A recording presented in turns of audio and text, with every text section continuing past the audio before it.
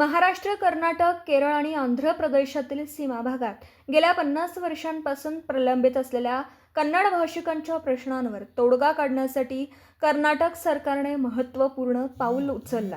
बेंगळुरूत झालेल्या उच्चस्तरीय बैठकीत कन्नड माध्यमाच्या शाळा विद्यार्थ्यांचे प्रवेश, अधिवास व जात प्रमाणपत्र, वसतिगृह आणि रोजगारांच्या प्रश्नांवर चर्चा झाली. या निर्णयांची अंमलबजावणी 3 महिन्यात करण्याचे निर्देश प्रशासनाला देण्यात आले. सीमा भागातील कन्नड तरुणांना रोजगाराच्या अधिक संधी मिळाव्यात यासाठी उद्योग भरोसा अंतर्गत 5% आरक्षणाच्या मागणीवरही चर्चा झाली.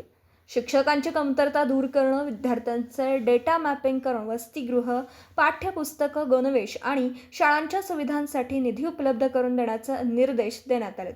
अंमलबजावणीसाठी जिल्हा स्तरावर नोडल अधिकाऱ्यांची नियुक्ती केली जाणार आहे. बैठकीत माजी आमदार विक्रमसिंह सावंत यांनी जत तालुक्यातील पाणी प्रश्न मांडत महाराष्ट्र आणि कर्नाटक सरकारने समन्वयाने 6 TMC पाणी उपलब्ध करून द्यावं अशी मागणी केली. या बैठकीमुळे सीमा भागातील कन्नड भाषिकांच्या दीर्घकाळ प्रलंबित प्रश्नांना प्रशासकीय गती मिळण्याची अपेक्षा आहे. पत्रकार राजेंद्र शिंदे, झी न्यूज.